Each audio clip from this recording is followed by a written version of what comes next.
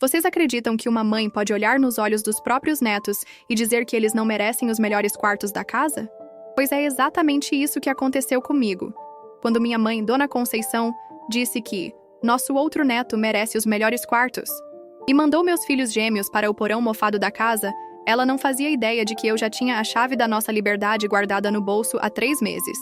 O que ela também não sabia é que essa frase ia ser a gota d'água que mudaria nossas vidas para sempre. Porque às vezes, a gente precisa ser empurrado pro abismo para descobrir que sempre soube voar. E quando minha família descobriu a verdade sobre o que eu estava planejando em segredo? Bem, digamos que o neto de ouro deles não brilhava tanto assim. Mas calma, porque essa história tem muito mais reviravoltas do que vocês imaginam. Deixa eu contar tudo desde o começo, porque vocês precisam entender como chegamos até esse momento de virada total. Olha, antes de mais nada, deixa eu me apresentar direito para vocês. Meu nome é Carla, tenho 35 anos e trabalho como enfermeira pediátrica aqui em São Paulo. Sou mãe dos gêmeos Pedro e Sofia, que hoje têm 10 anos, e posso dizer que eles são a razão da minha existência. O Pedro é aquele tipo de criança sensível, sabe? Adora desenhar, criar histórias malucas, sempre com um caderninho na mão rabiscando alguma coisa. Já a Sofia é o oposto completo, pura energia. Vive correndo, jogando bola, tocando flauta na banda da escola. 2 temperamentos totalmente diferentes, mas que se completam de um jeito lindo. Agora, vocês devem estar se perguntando: Carla, como você foi parar na casa dos seus pais sendo uma mulher independente de 35 anos? Bom, aí que está a primeira parte da minha história que mudou tudo. Depois de 12 anos de casamento, eu me divorciei. E olha, não foi fácil não, gente. Quando você constrói uma vida inteira com alguém e de repente tudo desmorona, é como se o chão sumisse debaixo dos seus pés. O pior de tudo é que eu fiquei numa situação financeira bem complicada. Sabe como é divórcio, né? Advogado, partilha de bens, mudança. Tudo custa uma fortuna. E eu, que sempre dividi as contas com meu ex-marido, de repente me vi tendo que bancar tudo sozinha. Aluguel, escola das crianças, plano de saúde, mercado. Nossa, só de lembrar já me dá um aperto no peito. Foi aí que meus pais, Dona Conceição e seu Roberto, apareceram com a solução perfeita. Eles moravam numa casa grande em Santana, só os 2, e ofereceram para eu e as crianças ficarmos lá temporariamente. Só até você se reestabelecer, filha, disse minha mãe com aquele sorriso maternal que eu conhecia desde pequena. 1 ano no máximo, você vai ver como vai conseguir juntar dinheiro para alugar uma casa só sua. Na época, pareceu a salvação da lavoura. Eu poderia trabalhar período integral no Hospital São Camilo, economizar uma grana boa e ainda ter meus pais para ajudar com Pedro e Sofia. Parecia perfeito demais para ser verdade, né? E vocês sabem como é quando algo parece perfeito demais. Geralmente é porque tem pegadinha escondida. Mas eu estava tão desesperada, tão perdida, que aceitei na hora. Que burra eu fui, gente. Se eu soubesse o que estava por vir... Gente, vocês não fazem ideia do que é recomeçar a vida aos 35 anos com 2 filhos pequenos. Quando eu saí de casa após o divórcio, eu tinha apenas 2 malas de roupa, alguns brinquedos das crianças e uma conta bancária que mais parecia piada de mau gosto. O apartamento onde eu morava com meu ex-marido ficou para ele. Afinal, estava no nome dele. E eu me vi literalmente na rua com Pedro e Sofia. Foi aí que meus pais entraram como os salvadores da pátria. Lembro até hoje da conversa que tivemos na cozinha da casa deles. Minha mãe, Dona Conceição, fez aquele cafezinho forte que ela sempre fazia quando queria ter uma conversa séria. E meu pai, seu Roberto, ficou ali do lado, balançando a cabeça e falando: Filha, família é para essas horas. Vocês vão ficar aqui o tempo que precisar. Parecia um sonho, sabe? A casa era grande, tinha 3 quartos, quintal espaçoso onde Pedro e Sofia podiam brincar. Meus pais pareciam genuinamente felizes em nos receber. Vai ser bom ter vida nova aqui em casa, dizia minha mãe, abraçando os gêmeos. A vovó estava com saudade de vocês. Mas aí que começaram as primeiras condições da nossa estadia. Nada muito absurdo no começo, vocês entendem. Eu contribuiria com $800 por mês para as despesas da casa. O que era justo, né? Também ficaria responsável pela limpeza da casa durante a semana, já que meus pais eram mais velhinhos e eu era mais nova e disposta. Ah, e claro, eu cozinharia nos fins de semana para dar um descanso para a Dona Conceição. No papel, parecia equilibrado. Na prática, bom, vocês vão entender conforme eu for contando. Porque o que começou como ajuda mútua, rapidinho, virou uma situação onde eu estava bancando boa parte das despesas e fazendo praticamente todo o trabalho doméstico. Mas eu engolia tudo calada. Sabe por quê? Porque eu estava desesperada, dependente e achava que não tinha escolha. O plano era simples: trabalhar no hospital, economizar cada centavo que sobrava e, em 1 ano, no máximo, alugar uma casinha só nossa. Eu tinha calculado tudo direitinho. Com meu salário de enfermeira e sem pagar aluguel, eu conseguiria juntar uma boa quantia. Era só questão de tempo e disciplina. Mas vocês sabem o que dizem sobre planos, né? A vida sempre dá um jeito de bagunçar tudo. E no meu caso, a vida tinha nome e sobrenome. Meu irmão Rodrigo estava prestes a entrar em cena e transformar nossa estadia temporária num verdadeiro inferno. Só que eu ainda não sabia disso. Olha, nos primeiros meses morando com meus pais, eu até pensei que tinha tomado a decisão certa. Acordava às 5h30 da manhã, preparava Pedro e Sofia para a escola, deixava eles no colégio e corria para o Hospital São Camilo. Trabalhava das 7 às 19 horas, plantão puxado, mas que pagava bem. Chegava em casa morta de cansada, mas ainda tinha energia para ajudar com lição de casa, dar banho nas crianças e colocar elas para dormir. Aos poucos, porém, comecei a perceber alguns detalhes estranhos. Minha mãe sempre teve seus favoritos na família, e o queridinho número 1 sempre foi meu irmão Rodrigo. 2 anos mais novo que eu, Rodrigo era o que a gente chama de filho dourado. Sabe aquele tipo? Tudo que ele fazia era perfeito. Todas as namoradas dele eram princesas. Todos os empregos dele eram promissores. Enquanto isso, eu sempre fui a responsável, a certinha, a que se vira sozinha. Mas, gente, quando você está morando na casa dos pais novamente, essas diferenças ficam gritantes. Rodrigo aparecia para almoçar no domingo e era festa. Minha mãe fazia a comida que ele mais gostava. Meu pai perguntava sobre o trabalho dele com aquele interesse genuíno. Quando eu falava sobre meus plantões no hospital, sobre os pacientes que eu cuidava, a resposta era sempre um "Ah, que bom, filha", meio automático. As crianças também começaram a perceber.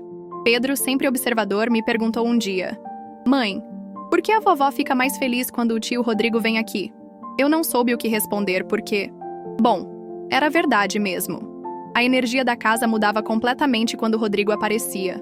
E olha, eu tentava não ligar para essas coisas. Afinal, eu estava ali de favor, né? Pelo menos era isso que eu pensava na época. Eu fazia questão de manter a casa impecável, cozinhava nos fins de semana, ajudava com as compras do mercado.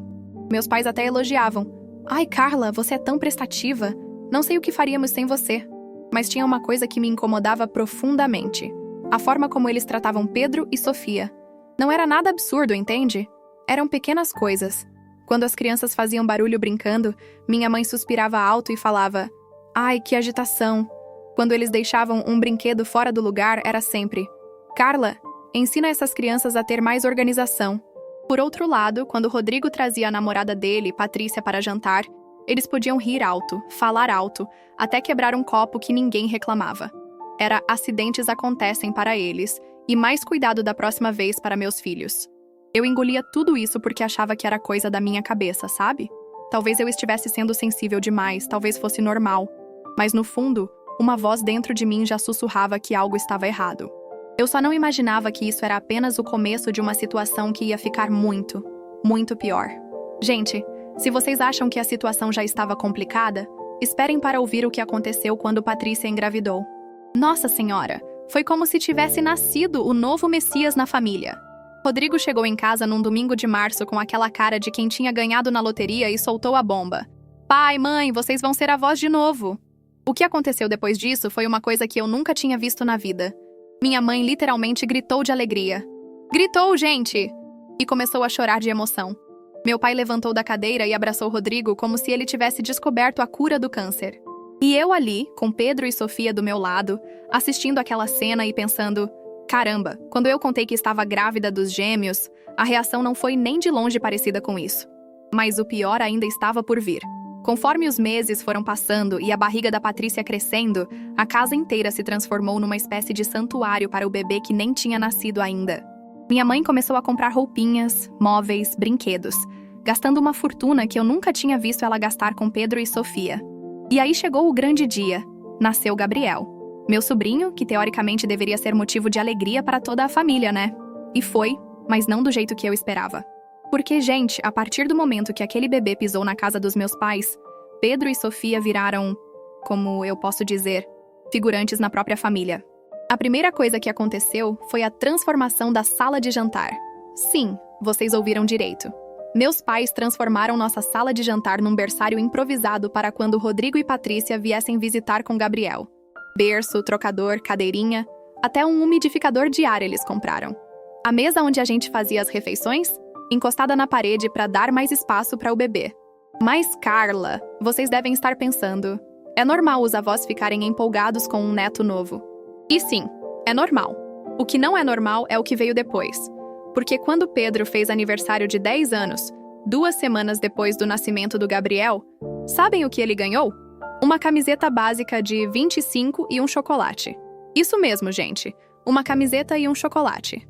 Enquanto isso, para Gabriel, que tinha 2 semanas de vida, meus pais compraram um berço de $2.000, um carrinho importado de $1.500 e um guarda-roupa cheio de roupas de marca.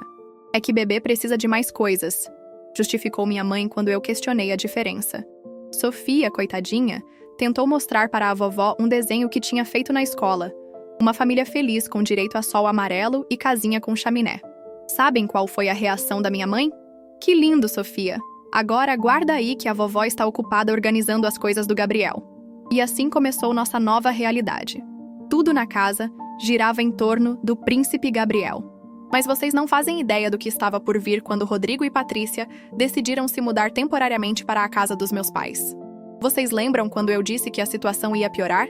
Pois bem, segurem-se porque agora a coisa desandou de vez. 3 meses depois do nascimento do Gabriel, Rodrigo apareceu em casa com uma notícia que mudaria completamente nossas vidas. Pai, mãe, a gente vai precisar ficar aqui por umas semanas. Vamos reformar o apartamento e não tem como ficar lá com o bebê por causa da poeira e do barulho. Gente, quando ele disse umas semanas, eu até pensei, beleza, é família, né? A gente se vira. Mas umas semanas viraram 6 semanas, que viraram 8 semanas, que viraram a reforma está mais complicada do que imaginávamos. E de repente, nossa casa temporária virou um hotel 5 estrelas para Rodrigo, Patrícia e o pequeno Gabriel. Mas o que mais me deixou indignada não foi nem eles ficarem lá.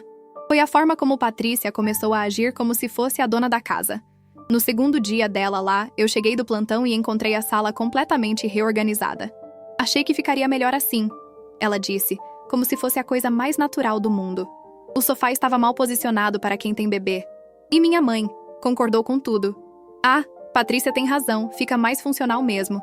Gente, eu morava lá há quase 1 ano, contribuía com as despesas, fazia a limpeza e nunca ninguém me perguntou se eu queria mudar alguma coisa.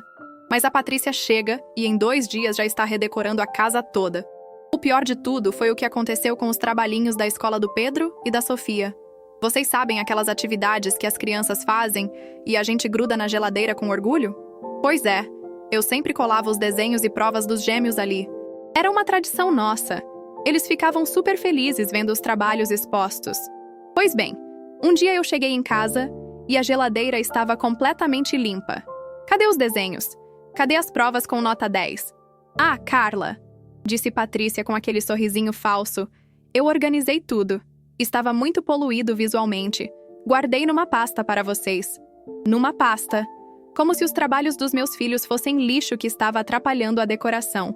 E sabem qual foi a reação dos meus pais? Nada. Absolutamente nada. Quando Pedro perguntou onde estava o desenho dele, minha mãe disse: Ah, meu amor, agora está guardadinho. Fica mais organizado assim. O menino ficou com aquela carinha triste que até hoje me parte o coração. Mas isso era só o começo.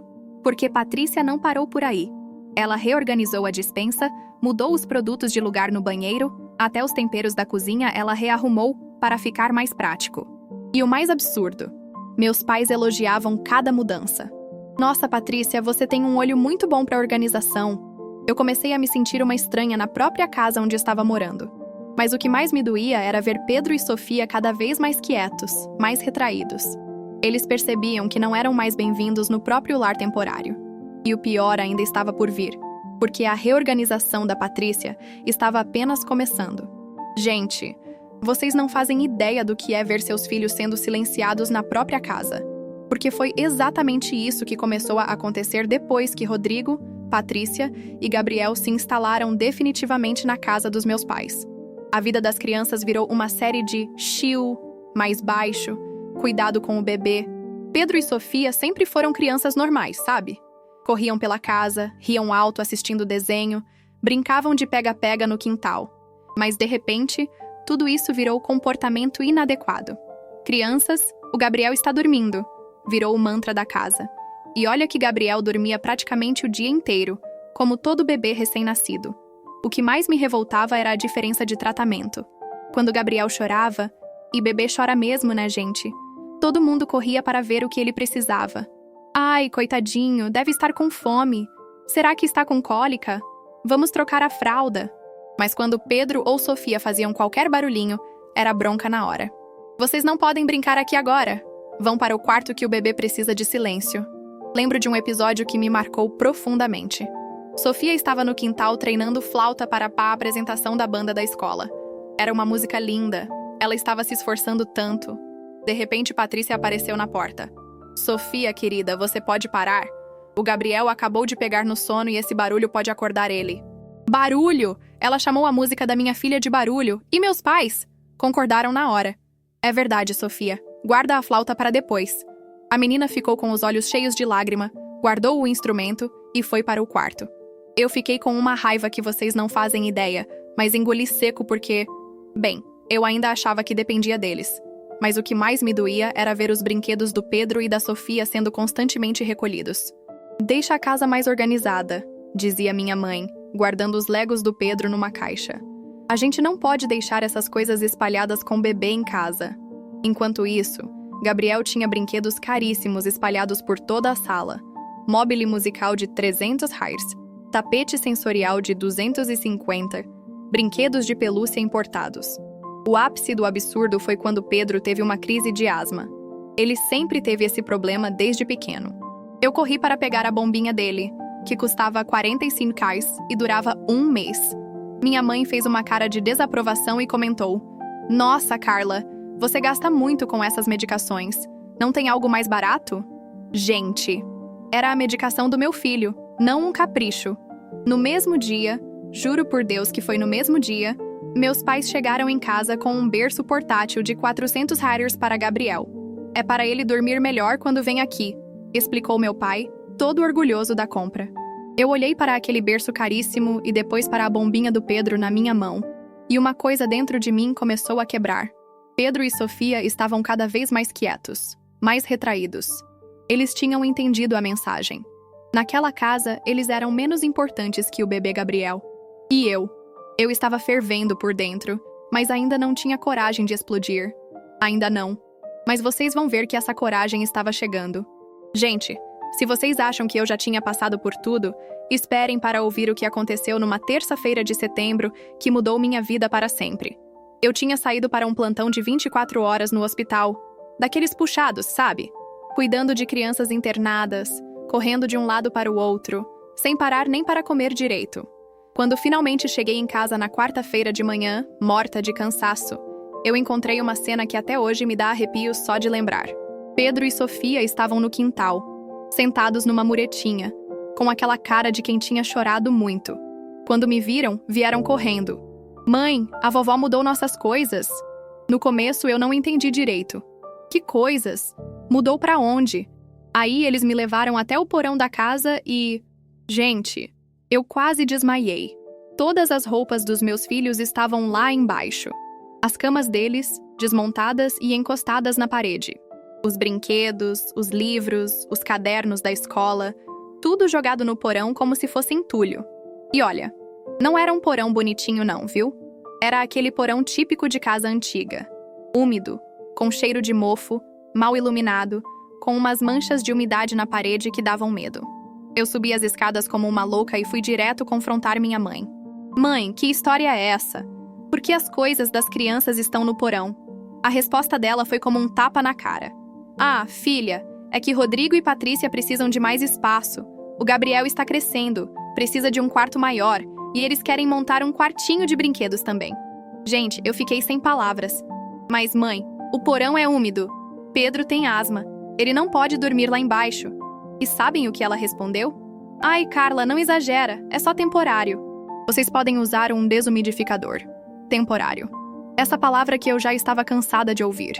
tudo na minha vida tinha virado temporário, mas só para mim e para meus filhos. Para Rodrigo, Patrícia e Gabriel, tudo era definitivo, confortável, prioritário. Meu pai, que estava na sala assistindo o jornal, nem levantou os olhos da TV quando eu fui falar com ele. Pai, o senhor concorda com isso? Colocar as crianças no porão? Ele deu de ombros. Carla, a casa é nossa. A gente organiza como acha melhor. Rodrigo tem família agora. Precisa de espaço. Mas a frase que me destruiu completamente veio da minha própria mãe. Quando eu insisti que aquilo não estava certo, que Pedro e Sofia mereciam um lugar digno para dormir, ela me olhou nos olhos e disse: Carla, para de drama. Nosso outro neto merece os melhores quartos da casa. Nosso outro neto. Como se Pedro e Sofia fossem netos de segunda categoria. Como se Gabriel fosse mais importante, mais merecedor, mais amado. Naquele momento, eu senti uma dor no peito que nunca tinha sentido na vida. Não era só raiva, não era só indignação. Era uma mistura de tristeza, decepção e uma revolta que estava crescendo dentro de mim como um vulcão prestes a explodir. Olhei para Pedro e Sofia, que tinham ouvido tudo, e vi nos olhinhos deles a mesma dor que eu estava sentindo. Eles tinham entendido perfeitamente o recado. Naquela casa, eles não eram bem-vindos.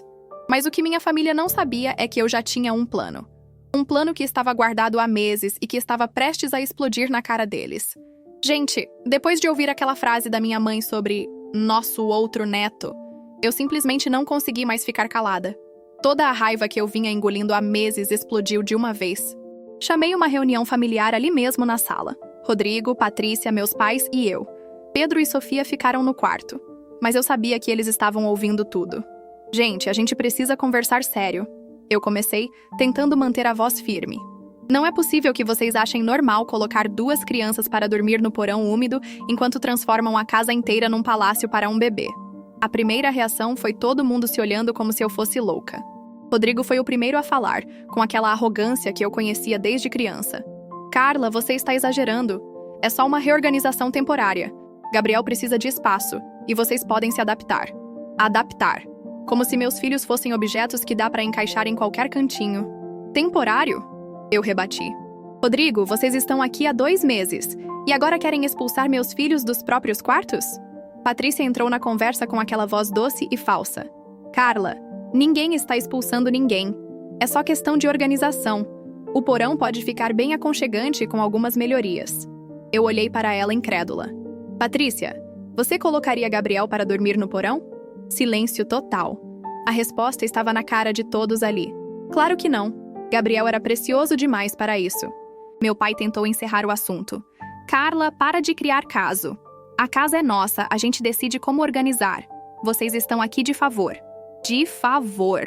Depois de eu contribuir com as despesas, fazer toda a limpeza, cozinhar nos fins de semana, cuidar de tudo enquanto eles se preocupavam apenas com Gabriel. De favor? Eu gritei.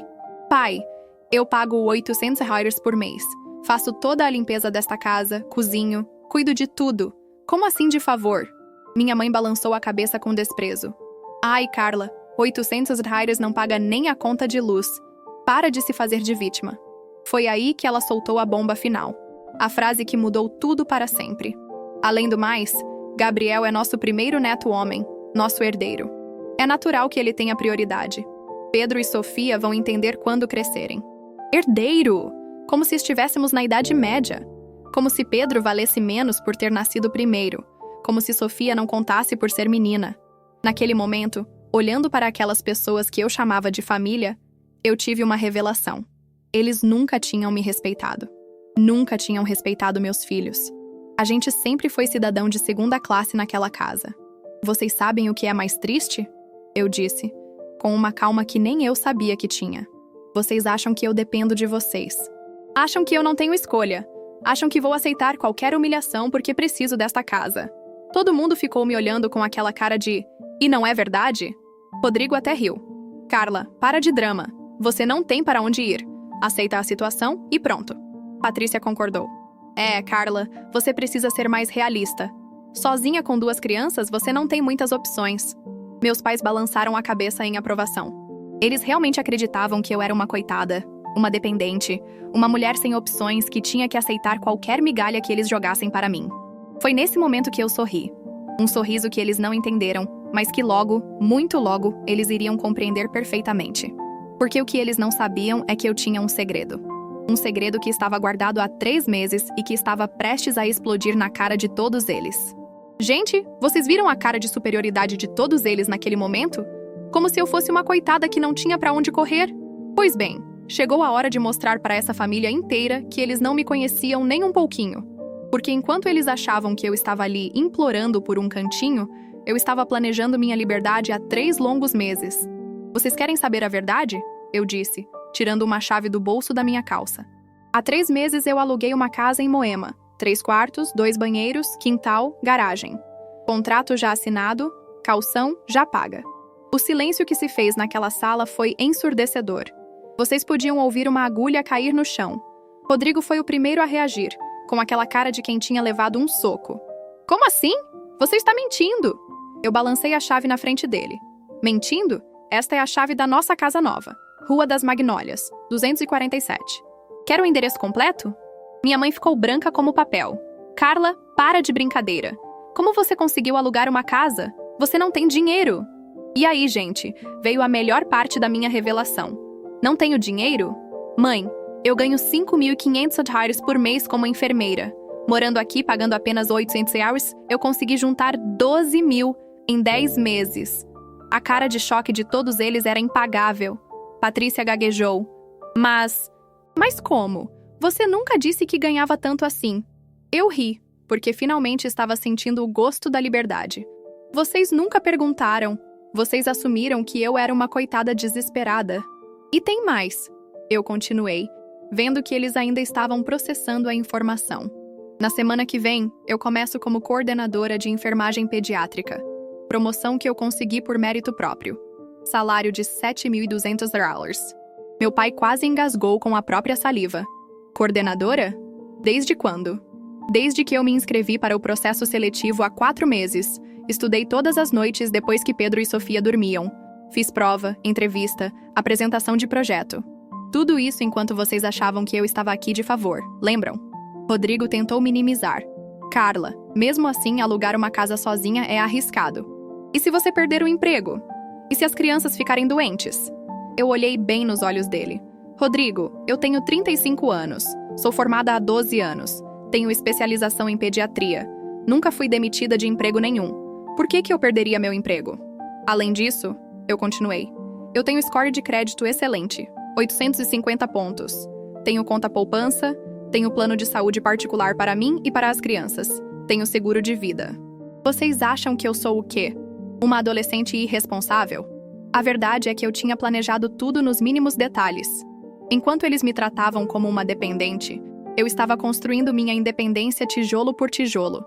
Cada plantão extra que eu fazia, cada curso de capacitação, cada centavo economizado, tudo tinha um propósito: nossa liberdade. A casa está mobiliada. As crianças já estão matriculadas numa escola excelente perto de lá.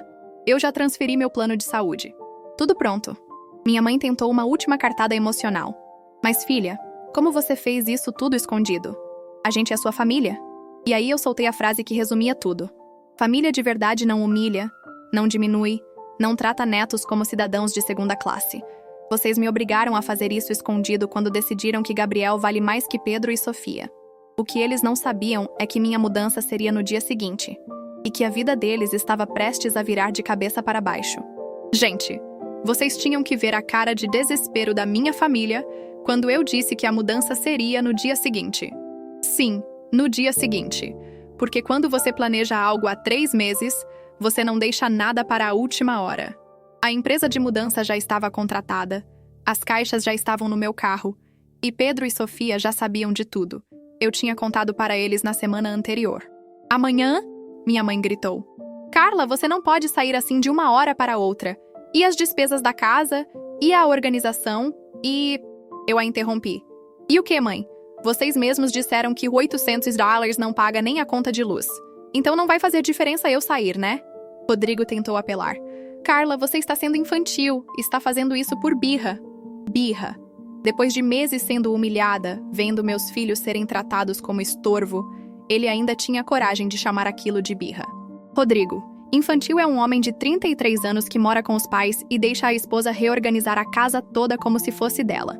Patrícia ficou vermelha. Eu só estava tentando ajudar a organizar melhor. Organizar? Eu ri. Patrícia, você tirou os desenhos dos meus filhos da geladeira, mudou todos os móveis de lugar, transformou nossa sala de jantar em berçário. Isso não é organizar, é tomar posse. Mas o que mais me satisfez foi ver meu pai tentando fazer as contas na cabeça. Porque, gente, quando você contribui com $800 por mês, mais faz toda a limpeza da casa, mais cozinha nos fins de semana, mais ajuda com compras. Na verdade, você está economizando muito mais dinheiro para a família do que imagina. Pai, eu disse, só para vocês terem uma ideia, uma diarista custa $150 por dia. Eu limpava a casa 2 vezes por semana, então $1.200 por mês. Uma cozinheira para os fins de semana sairia uns $400 por mês. Fora as compras de mercado que eu dividia com vocês. Vocês vão sentir falta de muito mais que $800. A ficha começou a cair quando minha mãe perguntou: "E quem vai fazer a limpeza da casa agora?" Eu sorri. "Não sei, mãe. Talvez a Patrícia, que gosta tanto de organizar. Ou vocês podem contratar alguém. Ah, e não se esqueçam que agora vocês vão ter que cozinhar todos os dias também." Rodrigo ficou nervoso. "Carla, você está sendo vingativa." Vingativa? Rodrigo, eu estou sendo independente. Existe diferença. Patrícia tentou uma última cartada. "E se a gente reorganizar tudo? Pedro e Sofia podem ficar com o quarto maior." "Tarde demais", eu respondi. "Vocês tiveram meses para me tratar com respeito. Escolheram me humilhar. Agora lidem com as consequências." No dia seguinte, às 8 da manhã, a empresa de mudança chegou. Pedro e Sofia estavam eufóricos. Finalmente teriam seus próprios quartos de novo, sem medo de fazer barulho, sem medo de incomodar o príncipe Gabriel. Enquanto os carregadores levavam nossas coisas, minha família ficou ali parada, assistindo nossa saída em silêncio. Minha mãe tentou uma última manipulação emocional. "Carla, você vai privar as crianças do convívio com os avós?" Eu olhei para ela. "Mãe, vocês é que privarão vocês mesmos. Nossa porta estará sempre aberta para visitas respeitosas. Mas nós não vamos mais aceitar ser tratados como cidadãos de segunda classe." Quando entrei no carro com Pedro e Sofia, eles estavam radiantes. "Mãe, nossa casa nova tem quintal?" perguntou Pedro. "Tem, meu amor. E você pode tocar flauta quando quiser, Sofia." Os dois gritaram de alegria. Mas o que eles não sabiam é que nossa saída ia causar um efeito dominó na vida daquela família que eles nem imaginavam. Gente, vocês não fazem ideia do que aconteceu na casa dos meus pais depois que saímos. Eu só fiquei sabendo de tudo, porque minha vizinha, Dona Marlene, que sempre foi fofoqueira, mas tem bom coração, me ligava toda semana para me contar os perrengues que estavam rolando lá. A primeira bomba explodiu já na segunda semana. Lembram que eu fazia toda a limpeza da casa? Pois bem, sem mim lá, a casa virou um caos. Minha mãe, aos 68 anos, tentou dar conta de limpar aquela casa enorme sozinha, e quase teve um trambolho. Meu pai, que nunca moveu uma palha para ajudar, continuou na dele, assistindo TV e reclamando que a casa estava sempre suja. Patrícia, que adorava reorganizar tudo quando eu estava lá, descobriu que reorganizar é fácil, difícil é manter. Com Gabriel chorando dia e noite, ela mal conseguia tomar banho, quanto mais limpar casa. E Rodrigo? Rodrigo continuava chegando do trabalho e se jogando no sofá como se fosse hóspede de hotel. A segunda bomba foi financeira. Vocês lembram que eu contribuía com $800 por mês? Pois bem, meus pais descobriram que aquele dinheiro fazia muito mais diferença do que imaginavam. Sem minha contribuição, eles tiveram que cortar o plano de TV a cabo, cancelar a assinatura de revista, diminuir as compras no mercado. Como $800 fazia tanta diferença? Minha mãe perguntou para Dona Marlene, sem entender que não eram só os $800.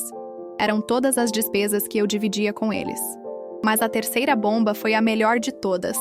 Rodrigo e Patrícia começaram a brigar feio. Porque, gente, é fácil ser o casal perfeito quando você tem uma cunhada fazendo todo o trabalho doméstico de graça. Quando a realidade bateu, casa suja, roupa acumulada, louça na pia, comida para fazer, a lua de mel acabou rapidinho. Dona Marlene me contou que ela ouvia as brigas do quintal dela. "Rodrigo, você não ajuda em nada. Patrícia, você que quis ficar aqui. Sua família que nos obrigou a vir. Gabriel chorando no meio de tudo. Meus pais tentando mediar as brigas. Um verdadeiro inferno." A quarta bomba foi quando meus pais tentaram contratar uma diarista.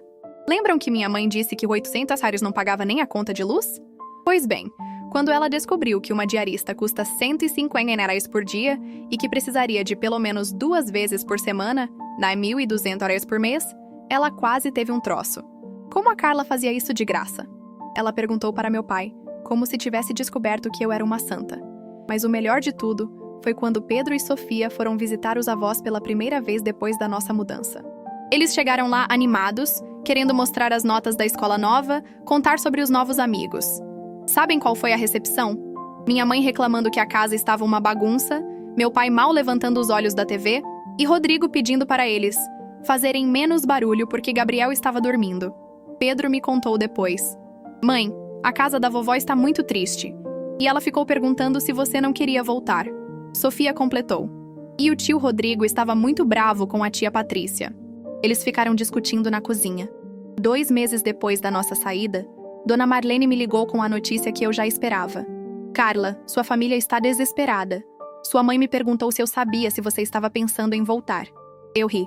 Dona Marlene, diga para ela que estou muito bem. Obrigada. Porque a verdade é que estávamos mesmo. Nossa casa nova era um sonho. Pedro tinha seu cantinho para desenhar. Sofia podia tocar flauta quando quisesse. Eu tinha meu espaço para relaxar depois dos plantões. Mas o mais importante, meus filhos tinham recuperado a autoestima. Eles voltaram a rir alto, a brincar sem medo, a se sentirem importantes e amados.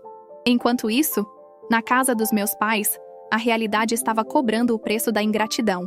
Gente, chegamos ao final da nossa história. E eu posso dizer que foi o melhor plot twist que a vida já me deu. 6 meses depois da nossa mudança, numa quinta-feira chuvosa de março, meu telefone tocou às 9h da noite. Era minha mãe, e pela voz dela, eu já sabia que a coisa estava feia.